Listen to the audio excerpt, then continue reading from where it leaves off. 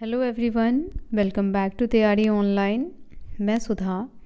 आज के इस वीडियो में हम कक्षा 8वीं के हिंदी पाठ्य पुस्तक बसंत भाग 3 का तीसरा अध्याय पढ़ने वाले हैं, जिसमें हरिशंकर परसाई जी द्वारा लिखित एक व्यंग रचना दी गई है, बस की यात्रा। तो आज के इस वीडियो में हम बस की यात्रा पढ़ने वाले हैं। उससे पहले हम लेखक हरिशंकर परसाई जी के बारे में जान लेते हैं। बच्चों, हरिशंकर परसाई जी का जन्म 22 अगस्त 1924 में होशंगाबाद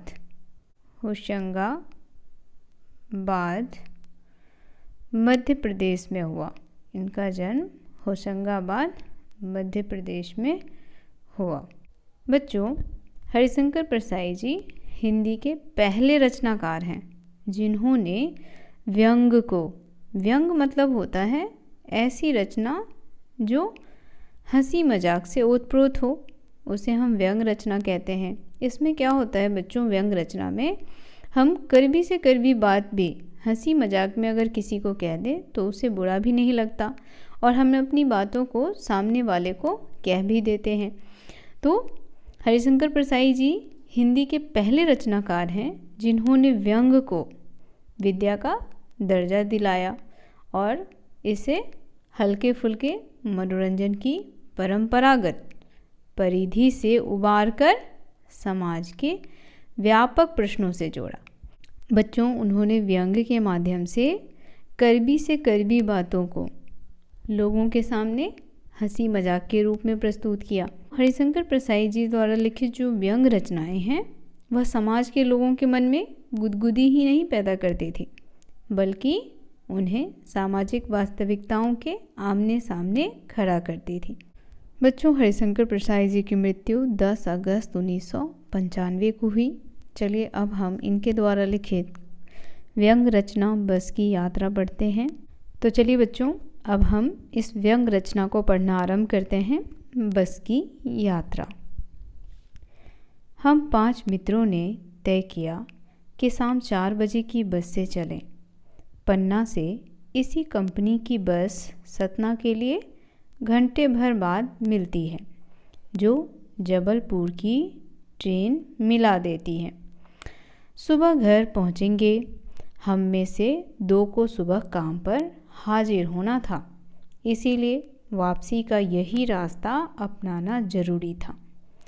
लोगों ने सलाह दी कि समझदार आदमी इस शाम वाली बस से सफ़र नहीं करते। क्या रास्ते में डाकू मिलते हैं? नहीं, बस डाकिन है। अब देखिए, लेखक बताते हैं कि हम 5 मित्रों ने तय किया कि हम शाम के 4 बजे वाली बस से पन्ना से सतना जाएंगे और वहाँ से उन्हें जबलपुर की ट्रेन मिल जाएगी, क्योंकि उनके 2 मित्रों को सुबह ऑफिस पर भी जाना था। हाजिर होना, यहाँ एक शब्द है बच्चों, हाजिर होना। इसका अर्थ होता है उपस्थित होना। तो उनके जो 2 मित्र थे उन्हें ऑफिस भी जाना था, उपस्थित होना था उन्हें ऑफिस में, इसीलिए उन्हें वापसी का यही जो रास्ता था वो अपनाना ज़रूरी लगा कि चलो अगर हम इससे जाते हैं तो हम टाइम से घर भी पहुंच जाएंगे और ऑफिस भी ज्वाइन कर लेंगे। अब उनके साथ कुछ रिश्तेदार आए थे, कुछ लोग आए थे जो उन्हें बस स्टॉप तक छोड़ने आए थे। उन्होंने लेखक से कहा कि आप इस बस से मत जाइए। तो लेखक ने उनसे पूछा, क्या रास्ते में डाकू मिलते हैं? डाकू कहने का अर्थ है चोर लुटेरे, जो लोगों को लूट लिया करते हैं, यानी उनके सामानों को छीन लिया करते हैं उनसे। तो देखिए, लेखक कहते हैं उनसे, क्या रास्ते में डाकू मिलते हैं? तो कहते हैं नहीं, बस क्या है, डाकिन, यानी इस बस को देख रहे हैं, ये तो बहुत बुरी स्थिति में है, पता नहीं इसमें कब क्या हो जाए। बस को देखा तो श्रद्धा उमड़ पड़ी। खूब वयोवृद्ध थी, सदियों के अनुभव के निशान लिए हुए थी। लोग इसीलिए इससे सफ़र नहीं करना चाहते कि वयोवृद्धा में इसे कष्ट होगा। बस पूजा के योग्य थी, उस पर सवार कैसे हुआ जा सकता। तो अब लेखक क्या कह रहे हैं कि जब उन्होंने बस को देखा, बस बहुत पुरानी थी, बहुत ज़्यादा पुरानी, तो उसे देख कर के लेखक के मन में श्रद्धा उमड़ पड़ी। श्रद्धा मतलब होता है बच्चों, बस के लिए उनके दिल में आदर सम्मान आया। आदर सम्मान की भावना जो है उमड़ पड़ी, यानी जमा होने लगी। उमड़ना यानी कि जमा होना, यानी कि आने लगना। तो लेखक के मन में बस के लिए आदर सम्मान की भावना जो है वह जाग गई। खूब वयोवृद्ध थी। बस कैसी थी? वयोवृद्ध। यहाँ वयोवृद्ध शब्द का क्या अर्थ होगा? लेखक ने वयोवृद्ध शब्द का इस्तेमाल क्यों किया है? तो बच्चों, वृद्ध मतलब होता है बूढ़ा, ठीक है, या बूढ़ी। लेकिन यहाँ पर बस के लिए वयोवृद्ध शब्द का प्रयोग किया गया है। वयोवृद्ध कहने का अर्थ होता है यानी वह अत्यधिक बूढ़ी थी। बस क्या थी? बहुत ही बूढ़ी या बहुत ही पुरानी, यानी बहुत ही बुरी स्थिति में, बहुत ही खराब हालत में थी। तो वयोवृद्ध कहने का अर्थ होगा यहाँ पर के बूढ़ी या बहुत ही पुरानी, ठीक है। तो यहाँ पे शब्दार्थ भी मैं लिखती जा रही हूँ बच्चों, ताकि आप इसे नोट भी कर लें। तो बस जो थी वह बहुत ही पुरानी थी, सदियों के अनुभव के निशान लिए हुए थी। सदियों के अनुभव के निशान लिए हुए थी। निशान मतलब होता है चिन्ह। लोग इसलिए इससे सफ़र नहीं करना चाहते थे कि वयोवृद्ध में इसे कष्ट होगा। लोग क्यों नहीं इस पर करना चाहते थे सफ़र? क्योंकि बस बहुत ही जर्जर हालत में थी और लोगों को लगता था कि यह मंजिल तक तो नहीं पहुंचा सकेगी, क्योंकि वह खुद ही खत्म होने की स्थिति में थी। यह बस पूजा के योग्य थी। अब देखिए यहाँ पर लेखक व्यंग कर रहे हैं और कह रहे हैं कि अब इस बस को कहाँ रख देना चाहिए? एक अजायब घर में रख देना चाहिए, इसकी पूजा करनी चाहिए, क्योंकि ये बेचारा चलने की हालत में तो है नहीं। उस पर सवार कैसे हुआ जा सकता है? उस पर कैसे बैठा जा सकता है? बस कंपनी के एक हिस्सेदार भी उसी बस में जा रहे थे। हमने उनसे पूछा, यह बस चलती भी है? वह बोले, चलती क्यों नहीं है जी, अभी चलेगी। हमने कहा, वही तो हम देखना चाहते हैं, अपने आप चलती है यह? हाँ जी, और कैसे चलेगी? अब देखिए, लेखक कहते हैं कि बस कंपनी का एक हिस्सेदार, यानी उसी बस कंपनी में काम करने वाला एक आदमी भी उसी बस में चढ़ा। तो लेखक से रहा नहीं गया, उन्होंने उससे पूछ लिया कि भाई साहब यह बस चलेगी कि नहीं? वह बोला, अरे भाई क्यों नहीं चलेगी, ज़रूर चलेगी और अभी चलेगी। फिर लेखक कहते हैं, वही तो हम देखना चाहते हैं कि यह कब चलेगी, जल्दी चले तो हम अपने गंतव्य स्थान पे पहुँचे। उस पर व्यंग करते हुए क्या कहते हैं लेखक कि यह अपने आप चलेगी या फिर मेहनत करना पड़ेगा? तो वह क्या कहता है, हाँ जी, और कैसे चलेगी, बस है तो अपने आप ही चलेगी। गजब हो गया, ऐसी बस अपने आप चलती है। अब देखिए लेखक बहुत ही आश्चर्य में बोले, गजब होना, यानी आश्चर्य से भर करके लेखक ने क्या कहा? तो देखिए लेखक जो हैं वो आश्चर्य में भर करके कहते हैं कि ऐसी बस अपने आप चलती है। हम आगा पीछा करने लगे। अब वह बस को आगे पीछे से देखने लगे। डॉक्टर मित्र ने कहा, उनके एक मित्र थे जो डॉक्टर थे, गजब हो गया, ऐसी बस अपने आप चलती है। यहाँ लेखक को क्या हो रहा है? आश्चर्य। गजब यानी आश्चर्य। लेखक जो हैं वह इस बस को देख करके आश्चर्य कर रहे हैं कि यह बस जो बहुत ही जर्जर स्थिति में है वह अपने आप चलती है। देखिए उनके आश्चर्य का ठिकाना नहीं रहा। अब वह कहते हैं, हम आगा पीछा करने लगे। डॉक्टर मित्र ने कहा, डरो मत, चलो, बस अनुभवी है, नई नवेली बसों से ज़्यादा विश्वसनीय है, हमें बेटों की तरह प्यार से गोद में लेकर चलेगी। अब देखिए यहाँ पर भी लेखक व्यंग कर रहे हैं, कह रहे हैं, अरे घबराओ मत, ये बस जो है वह बहुत ही पुरानी है और पुरानी होने की वजह से यह अनुभवी है, फुल्ली एक्सपीरियंस्ड है। यह हमें अपने बच्चों की तरह गोद में लेकर के चलेगी, यानी हमें किसी प्रकार का भी कष्ट नहीं होने देगी। हम बैठ गए। जो छोड़ने आए थे वे इस तरह से देख रहे थे जैसे अंतिम विदा दे रहे हैं। उनकी आंखें कह रही थी, आना जाना तो लगा ही रहता है, आया है सो जाएगा, राजा, रंग, फकीर। आदमी को कूच करने के लिए एक निमित्त चाहिए। तो देखिए अब क्या बता रहे हैं। अब देखिए लेखक कह रहे हैं कि जो उनके रिश्तेदार उन्हें बस स्टॉप तक छोड़ने आए थे वह उन्हें ऐसे देख रहे थे जैसे उन्हें अंतिम विदाई दे रहे हों। अंतिम विदाई यानी कह रहे हो कि भैया अब तुम इस बस में जा रहे हो, जियोगे कि बचोगे भगवान जाने, दोबारा हमारी मुलाकात होगी कि नहीं होगी राम जाने। तो कहते हैं यहाँ लेखक कि वह ऐसे देख रहे थे जैसे अंतिम विदाई दे रहे हों और अपने आँखों से ही कह रहे हों कि आना जाना तो लगा ही रहता है, जो आया है यानी जो इस धरती पर जीवित है उसे तो मरना ही है, चाहे कोई राजा हो, चाहे रंग मतलब होता है बच्चों गरीब, रंग शब्द का अर्थ होता है गरीब, चाहे वो फकीर हो। फकीर हम कहते हैं किसको, संत को कहते हैं, सन्यासी को कहते हैं। तो कहते हैं चाहे कोई राजा हो, चाहे कोई गरीब हो, भिखारी हो, या कोई फकीर हो, संत हो, साधु हो, तो सबको इस दुनिया से जाना है। तो वो सब इसी प्रकार से लेखक को देख रहे थे।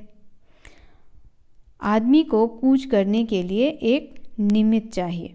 निमित्त मतलब होता है बच्चों माध्यम, निमित्त मतलब माध्यम। तो अब उन रिश्तेदारों को क्या लग रहा था कि लेखक अब गए और उनका निमित्त क्या है, यह बस, यही बस, यह माध्यम है जो उन्हें उनके जीवन से मुक्ति दिलाएगी। तो इस प्रकार की अनुभूति जो है वह लेखक को अपने रिश्तेदारों के आंखों में देख करके लग रहा था। इंजन सचमुच स्टार्ट हो गया। लेखक कह रहे हैं कि इंजन अब क्या हो गया था, स्टार्ट हो गया, ऐसा जैसे सारी बस ही इंजन है और हम इंजन के भीतर बैठे हैं।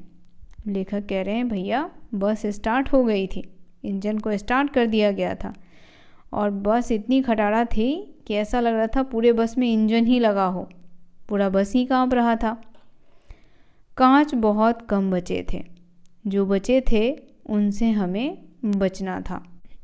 तो अब देखिए बच्चों लेखक जो हैं वो बस की जर्जर हालत की, अब यहाँ लेखक बस के जर्जर हालत के बारे में बताते हैं। कहते हैं बस में कांच भी बहुत कम ही बचा था और जो बचा हुआ था अब हमें उससे बचना था, क्योंकि गलती से भी अगर वह कांच के पास जाते हैं या उनका हाथ लगता है तो उन हाथ जो है वो जख्मी हो सकता है, तो इसलिए वह कांच से दूर ही बैठे थे।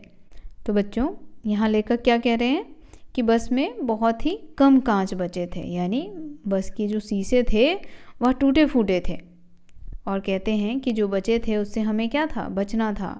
गलती से भी वह कांच के संपर्क में आएंगे तो क्या हो जाएंगे, जख्मी हो जाएंगे। इसीलिए कहते हैं कि हमें जो है वह कांच से बचना है। कांच मतलब होता है शीशा। हम फौरन खिड़की से दूर सरक गए। कहते हैं हम खिड़की से सट करके नहीं बैठे बल्कि उससे दूर हो गए। इंजन चल रहा था, हमें लग रहा था कि हमारी सीट के नीचे इंजन है। अब इंजन स्टार्ट हो चुका था तो लेखक कहते हैं कि हम जब बैठे थे तो हमें ऐसा महसूस हो रहा था जैसे हमारे सीट के नीचे ही इंजन लगा हो। बस सचमुच चल पड़ी और हमें लगा कि यह गांधी के असहयोग और सविनय अवज्ञा आंदोलन के वक्त अवश्य जवान रही होगी। तो बच्चों अब यहाँ लेखक क्या व्यंग कर रहे हैं, लेखक व्यंग करते हुए कहते हैं कि बस तो चल पड़ी अब, और हमें क्या लग रहा था कि यह बस कब की है, गांधी जी के ज़माने की है। यह उनके असहयोग आंदोलन, असहयोग कहने का अर्थ होता है जिसमें सहयोग का अभाव हो। तो कहते हैं कि मुझे ऐसा लग रहा था जो यह बस है वह गांधी जी के असहयोग आंदोलन और सविनय अवज्ञा आंदोलन के वक्त एकदम यंग रही होगी, एकदम जवान रही होगी, यानी नई नवेली रही होगी। उसे ट्रेनिंग मिल चुकी थी, हर हिस्सा दूसरे से असहयोग कर रहा था, यानी बस का जो पार्ट पुर्जा था वह अब एक दूसरे का साथ नहीं दे रहा था। असहयोग मतलब क्या होता है? असहयोग यानी सहयोग का अभाव। तो बस के जितने भी पार्ट पुर्जे थे अब वह बस का सहयोग नहीं कर रहे थे, यानी वह बस का साथ नहीं दे रहे थे। पूरी बस सविनय अवज्ञा आंदोलन के दौर से गुजर रही थी। तो यहाँ लेखक क्या कह रहे हैं कि पूरी बस सविनय अवज्ञा आंदोलन के दौर से गुजर रही थी। तो लेखक ने यहाँ पर सविनय अवज्ञा आंदोलन की दौर की बात क्यों की? देखिए बच्चों, सविनय अवज्ञा आंदोलन जो यह शब्द है इसका अर्थ है किसी चीज़ का विनम्रता के साथ तिरस्कार या उल्लंघन करना। तो कह रहे हैं लेखक कि पूरी बस जो है वह अब क्या कर रही है? चीज़ों का तिरस्कार कर रही है, उल्लंघन कर रही है और आगे बढ़ते जा रही है। सीट का बॉडी से असहयोग चल रहा था। तो यहाँ सीट और उसका जो बॉडी था वह भी एक दूसरे का सहयोग नहीं कर रहे थे, यानी सीट बॉडी से चिपका नहीं था बल्कि दोनों एक दूसरे का साथ छोड़ चुके थे। कभी लगता सीट बॉडी को छोड़कर आगे निकल गई है, कभी लगता कि सीट को छोड़कर बॉडी आगे भागी जा रही है। 8-10 मील चढ़ने पर सारे भेदभाव मिट गए। यह समझ में नहीं आता था कि सीट पर हम बैठे हैं या सीट हम पर बैठी है। तो देखिए बच्चों, लेखक कहते हैं कि बस के जितने भी कलपुर्जे थे सभी ने एक दूसरे का सहयोग देना छोड़ दिया था। तो हमें तो ऐसा महसूस हो रहा था बस में बैठ करके कि हम सीट पर बैठे हैं या सीट हमारे ऊपर बैठा है। एकाएक बस रुकी। मालूम हुआ कि पेट्रोल की टंकी में छेद हो गया है। ड्राइवर ने बाल्टी में पेट्रोल निकालकर उसे बगल में रखा और नली में डालकर इंजन में भेजने लगा। अब मैं उम्मीद कर रहा था कि थोड़ी देर बाद बस कंपनी के हिस्सेदार इंजन को निकालकर गोद में रख लेंगे और उसे नली से पेट्रोल पिलाएंगे, जैसे माँ बच्चे के मुंह में दूध की शीशी लगाती है।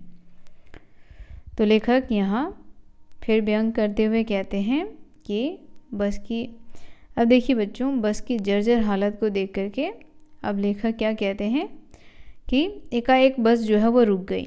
तो सबको मालूम पड़ा कि भैया पेट्रोल की जो टंकी है उसमें छेद हो गई है। तो ड्राइवर ने क्या किया है कि एक बाल्टी लिया और उसमें सारे पेट्रोल को निकाल लिया। एक नली के द्वारा इंजन में पेट्रोल भेज रहा है। तो इससे लेखक को क्या लग रहा है? इससे लेखक को लग रहा है जो बस का ड्राइवर है, जो कंडक्टर है, वह एक माँ की तरह, जैसे माँ क्या करती है, अपने छोटे से शिशु को गोद में ले लेती है और उसे बोतल से दूध पिलाती है। तो यहाँ लेखक यही कह रहे हैं कि अब हमें ऐसा लगने लगा कि या तो ड्राइवर या कंडक्टर क्या करेगा, बस की इंजन को अपने गोद में रख करके उसे नली से क्या करेगा, पेट्रोल पिलाएगा। तो यहाँ लेखक जो हैं वो बस की जर्जर हालत पर व्यंग कर रहे हैं कि इतनी जर्जर हालत है बस की, वह आगे बढ़ने की स्थिति में नहीं है, फिर भी उसे लोग घसीटते हुए चला रहे हैं। बस की रफ्तार अब 15-20 मील हो गई, यानी बस जो है वह 15-20 मील की स्पीड से ही चल रही थी। मुझे उसके किसी हिस्से पर भरोसा नहीं था। लेखक को अब भरोसा नहीं रहा कि वह बस जो है वह समय से उन्हें छोड़ेगी। ब्रेक फेल हो सकता था, स्टीयरिंग टूट सकता था। प्रकृति के दृश्य बहुत लुभावने थे। दोनों तरफ हरे भरे पेड़ थे जिन पर पक्षी बैठे थे। मैं हर पेड़ को अपना दुश्मन समझ रहा था। जो भी पेड़ आता डर लगता कि इससे बस टकराएगी। वह निकल जाता तो दूसरे पेड़ का इंतज़ार करता। झील दिखती तो सोचता कि इसमें बस गोता लगा जाएगी। अब देखिए लेखक क्या कहते हैं कि जैसे जैसे बस आगे बढ़ती वैसे वैसे रास्ते भी बहुत ही सुहावने दिखते, लेकिन मन में अभी भी बहुत डर था कि कहीं बस का ब्रेक ना फेल हो जाए, कहीं इसकी स्टीयरिंग ना टूट जाए, क्योंकि जैसी स्थिति में बस थी वैसी स्थिति में चलना बस के लिए बहुत ही मुश्किल हो गया था। तो ये सारी बातें लेखक के मन में बार बार आ रही थी। और कभी कभी तो यह भी सोचते थे कि रास्ते में जो यह पेड़ है कहीं इससे टकराकर बस घायल ना हो जाए या कहीं झील आदि में न गिर जाए, नहीं तो क्या होगा, लोगों का बचना मुश्किल। एकाएक फिर बस रुकी। ड्राइवर ने तरह तरह के तरकीबें की पर वह चली नहीं। सविनय अवज्ञा आंदोलन शुरू हो गया था। कंपनी के हिस्सेदार कह रहे थे बस तो फर्स्ट क्लास है जी, यह तो इत्तेफाक की बात है। तो बच्चों, लेखक अब कह रहे हैं कि बस जो है एक बार फिर रुक गई और बस का जो ड्राइवर है वो नई नई तरकीबें अपना रहा है उसे ठीक करने के लिए। तरकीबें कहने का अर्थ होता है तरीका। नए नए तरीके से, नए नए जुगाड़ से वह बस को चलाने की कोशिश कर रहा था। तो कह रहे हैं कि अब क्या शुरू हो गया था, सविनय अवज्ञा आंदोलन। इसके बारे में तो मैंने आपको बताया ना, सविनय अवज्ञा आंदोलन। तो यहाँ पर जो शब्द है इसका अर्थ है किसी चीज़ का विनम्रता के साथ तिरस्कार या उल्लंघन करना। तो बस ने अब अपने सभी पाठ पुर्जों का उल्लंघन करना शुरू कर दिया था, तिरस्कार करना शुरू कर दिया था, यानी अब वह चलने की स्थिति में ही नहीं था। तो लेखक कहते हैं कि बस के जो हिस्सेदार थे, यानी जो ड्राइवर थे, कंडक्टर थे, वह सब बार बार क्या कह रहे थे, अरे बस तो अभी फर्स्ट क्लास है, यानी बस अभी एकदम अच्छी स्थिति में है, तुरंत चल देगी, बस ये इत्तेफाक है। इत्तेफाक मतलब क्या होता है बच्चों? इत्तेफाक का अर्थ क्या आप लोग जानते हैं? इत्तेफाक मतलब होता है बच्चों संयोग। तो यहाँ बस का जो ड्राइवर है, कंडक्टर है, वह क्या कहता है कि यह बस संयोग की बात है। किसकी बात है? संयोग की बात है जो बस रुक गई है, नहीं तो यह बस रुकती नहीं है, बहुत अच्छी है, अपने मंजिल पर पहुंच के ही रुकती है। छिन चांदनी में वृक्षों की छाया के नीचे वह बस बड़ी दयनीय लगी। दयनीय यानी जो दया का पात्र हो। तो यहाँ बस जो है वह क्या है? दया का पात्र बन चुका है। तो लेखक कहते हैं कि छिन चांदनी यानी चांदनी रात है जिसमें चांद की हल्की हल्की रोशनी धरती पर आ रही है। तो वह सभी चांदनी रात में वृक्षों की छाया के नीचे खड़े हो गए। बस वहीं पर खड़ी थी अपनी दयनीय स्थिति में। लगता है जैसे कोई वृद्धा थक कर बैठ गई हो। अब लेखक कहते हैं ऐसा लग रहा था मानो कोई वृद्धा, कोई बूढ़ी थक चुकी है, अब वह चलने की स्थिति में नहीं है, इसीलिए वह थक करके अब बैठ गई है। हमें ग्लानि हो रही थी कि बेचारी पर लद कर हम चले आ रहे हैं। अगर इसका प्राणांत हो गया तो इस व्यावान में हमें इसकी अंत्येष्टि करनी पड़ेगी। अब लेखक को क्या हो रहा है बच्चों? ग्लानि। ग्लानि मतलब होता है दुख। तो लेखक को अब दुख हो रहा है कि हम बेकार में ही इस बस पर चढ़ कर के आ रहे हैं। यह बस बेचारी तो बहुत बूढ़ी है, अब इसका क्या होने वाला है? प्राणांत, यानी अब यह समाप्ति होने वाला है। प्राणांत होना यानी समाप्त होना या मृत्यु होना। तो लेखक कहते हैं कि अब इस बस का क्या होने वाला है? प्राणांत, यानी अब यह जो बस है वह जवाब दे चुकी है, अब यह आगे नहीं बढ़ेगी। तो इस व्यावान में हमें इसकी अंत्येष्टि करनी पड़ेगी। अंत्येष्टि कहने का अर्थ है बच्चों अंतिम संस्कार। तो कहते हैं यह बस अब यहीं ख़त्म हो जाएगी और हमें यहीं इसे छोड़ करके आगे बढ़ना होगा। हिस्सेदार साहब ने इंजन खोला और कुछ सुधारा, बस आगे चली। उसकी चाल और कम हो गई थी। अब देखिए, जो बस के हिस्सेदार थे, जो बस के ड्राइवर थे, जो कंडक्टर थे, उन्होंने बस को थोड़ा सुधारा, यानी बस को थोड़ा ठीक किया। उसके बाद फिर बस चली, लेकिन अब बस की जो रफ्तार है वो पहले से भी कम हो गई है। बड़ी धीरे धीरे बस चल रही थी। धीरे धीरे वृद्धा की आँखों की ज्योति जाने लगी, यानी जो बस का हेडलाइट था वह अब कम हो गया था, उसका लाइट बहुत ही कम हो गया था। तो यहाँ जो लेखक कह रहे हैं, धीरे धीरे वृद्धा की आंखों की ज्योति जाने लगी, यानी बस के हेडलाइट की रोशनी अब कम होने लगी थी। चांदनी में रास्ता टटोल कर वह रेंग रही थी, यानी अब आगे तो कुछ दिखाई नहीं दे रहा था, लेकिन रात कैसी थी, चांदनी थी, इसीलिए बस धीरे धीरे रास्ते को टटोलते हुए, टटोलना यानी कि ढूंढना, रास्ते को ढूंढते हुए उस पर आगे बढ़ रही थी। आगे या पीछे से कोई गाड़ी आती दिखती तो वह एकदम किनारे खड़ी हो जाती और कहती, निकल जाओ बेटी, अपनी तो वह उम्र ही नहीं रही। अब देखिए, लेखक कहते हैं कि कोई भी गाड़ी अगर आगे पीछे से आ रही होती है तो ड्राइवर क्या करता, गाड़ी को साइड में लगा देता था ताकि जो पीछे से आने वाली गाड़ियां हैं वह निकल जाए। तो यहाँ पे व्यंग करते हुए लेखक क्या कहते हैं कि बस तो अब बहुत बूढ़ी हो गई है, बस का प्राणांत होने वाला है, तो अब वह बहुत धीरे धीरे चल रही है। तो जो भी दूसरी गाड़ियाँ जो आगे पीछे से रोड पे चलती हुई आती है उसे देख कर के वह किनारे हो जाती है और कहती है, बेटी तू पहले जा, फिर हम जाएंगे। एक पुलिया के ऊपर पहुँचे ही थे कि एक टायर फिस करके बैठ गई। अब देखिए, अब एक टायर भी क्या हो गया, फट गया, पंचर हो गया। वह बहुत ज़ोर से हिलकर थम गई।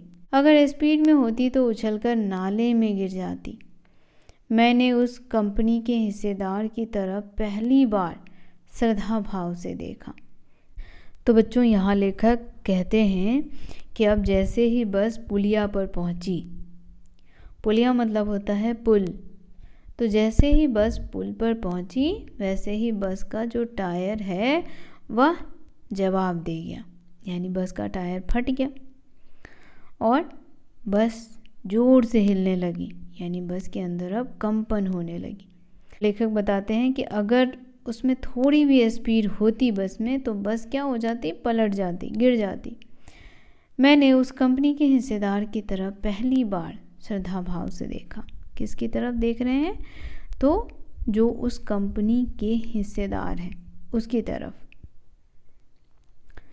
वह टायरों की हालत जानते हैं, फिर भी जान हथेली पर लेकर के इसी बस से सफ़र कर रहे हैं। उत्सर्ग की ऐसी भावना दुर्बल है। सोचा, इस आदमी के साहस और बलिदान भावना की सही उपयोग नहीं हो रहा। इसे तो किसी क्रांतिकारी आंदोलन का नेता होना चाहिए। अगर बस नाले में गिर पड़ती और हम सब मर जाते तो देवता बाहें पसारे उसका इंतज़ार करते, कहते वह महान आदमी आ रहा है जिसने एक टायर के लिए प्राण दे दिए। मर गया पर टायर नहीं बदला। तो देखिए बच्चों, बड़े ही मज़ेदार कहानी है ये बस की यात्रा। बस की जर्जर हालत को कवि ने बहुत ही व्यंग्यपूर्ण तरीके से प्रस्तुत किया है। कहते हैं यहाँ पर कि सभी अपनी जान को हथेली पर रख करके उस बस में यात्रा कर रहे थे और बेचारा बस भी बहुत ही बुरी स्थिति में था। बस का इंजन जवाब दे दिया, बस का टायर जवाब दे दिया और बस राम भरोसे ही आगे बढ़ रहे थे। तो अब लेखक कहते हैं कि अब उन्हें जो बस का ड्राइवर था, कंडक्टर था, उन पर उन्हें दया आ रही थी कि ओह, ये जो बेचारे हैं अपने जान को अपने हाथों में लेकर के ये बस चला रहे हैं। इस वजह से लेखक को उन पे क्या आ रहा था, दया आ रही थी। और कहते हैं कि बस के जो हिस्सेदार हैं ये, उन्हें कोई क्रांतिकारी या आंदोलन का नेता होना चाहिए। अगर बस नाले में गिर पड़ती है और हम सब मर जाते तो देवता बाहें पसारे क्या करेंगे, हमारे आने का इंतज़ार, और कहेंगे कि यह वही महान आदमी है जिसने टायर के लिए अपने प्राण दे दिए, है ना। टायर नहीं बदला बल्कि प्राण दे दिया। अगर टायर बदल दिया होता तो इसे प्राण देने की ज़रूरत नहीं होती। लेकिन यह सब कैसे आदमी हैं, महान आदमी हैं। दूसरा घिसा टायर लगाकर बस फिर चली। अब देखिए, एक टायर तो क्या हो गया, फट चुकी थी। अब दूसरा जो टायर लगाया गया वो भी घिसा हुआ था।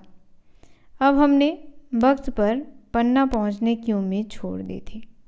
अब भाई बस की ऐसी स्थिति थी, बस एकदम रो रो के चल रही थी, तो अब ऐसे में वह पन्ना टाइम से कैसे पहुंचते।